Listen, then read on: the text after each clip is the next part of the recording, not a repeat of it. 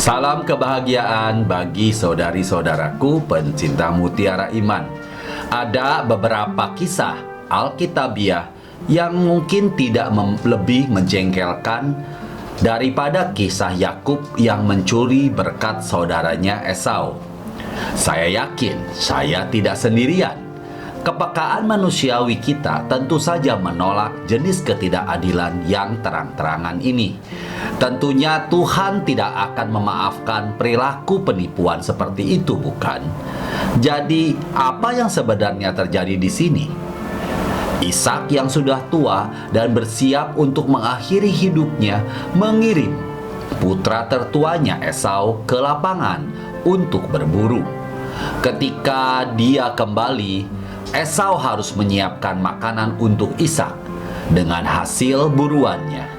Setelah itu, Ishak akan memberikan berkatnya kepada Esau.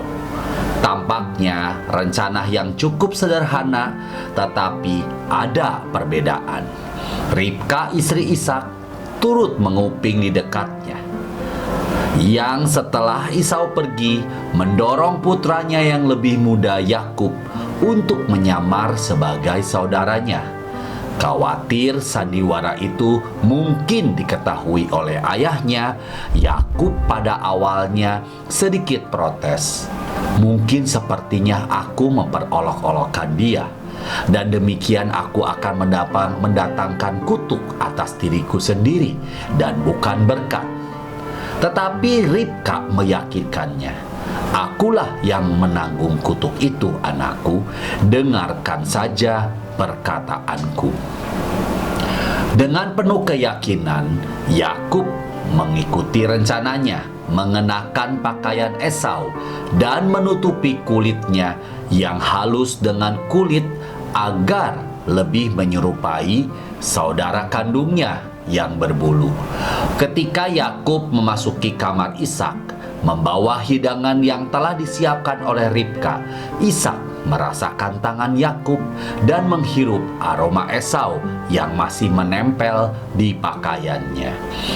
Meskipun dia mengenali suara Yakub, Ishak diyakinkan oleh bukti-bukti lain dan mempercayai Yakub sebagai Esau.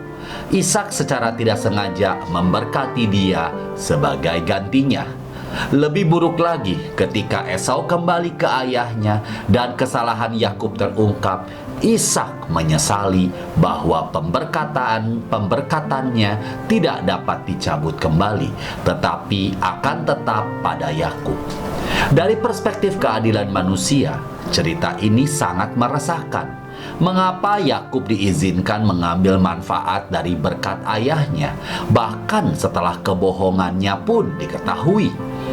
Mengapa berkat Ishak tidak dibatalkan karena tipu daya Yakub? Pada tingkat duniawi, seluruh cobaan dapat dengan mudah dianggap sangat tidak adil. Tetapi jika kita membaca dari buku klasik spiritualnya Santo Louis de Montfort, True Devotion to Mary, berbicara tentang devosan kepada Maria, dia menulis, Allah Bapa makan dengan sukacita atas apa yang Maria telah dandani untuk dia, mengenal di dalamnya jasa dan bau harum putranya dan Bunda Kudusnya. Dahsyat! Seperti tersambar petir, potongan teka-teki ini tiba-tiba jatuh ke tempatnya. Tentu saja cerita ini tidak adil. Tentu saja berkat Ishak akan bertahan selamanya. Dan terima kasih kepada Tuhan untuk itu.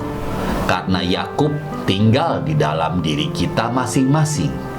Dengan upaya kita sendiri, tidak ada dari kita yang bisa mendapatkan berkat Tuhan atau mengklaimnya sebagai hak kita. Kita semua telah gagal mencapai kesempurnaan yang diminta dari kita. Kita semua tanpa pakaian pernikahan. Seperti Yakub, kita semua mungkin dengan jujur gemetar memikirkan untuk mendekati Tuhan. Khawatir Tuhan akan mengenali kita sebagai orang berdosa dan menolak kita untuk memberikan berkat-Nya. Syukurlah Tuhan tidak meninggalkan kita sendirian dalam ketelanjangan kita, melainkan menawarkan kita penghiburan dari Maria, ibunya. Setelah menanggalkan pakaiannya dan dipakukan di kayu salib, Yesus memanggil Yohanes, "Lihatlah ibumu." Mempercayakan Bunda Maria tidak hanya kepada muridnya, tetapi juga kepada gereja, termasuk kita yang berada di dalamnya.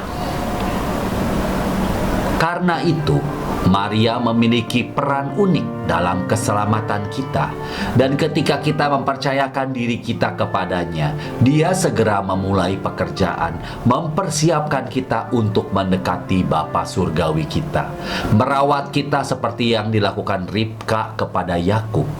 Saat Ribka membersihkan dan mempersiapkan anak-anak, memasak makanan yang menyenangkan Ishak, maka Maria membersihkan kita dari noda-noda kita, keburukan kita, dosa kita.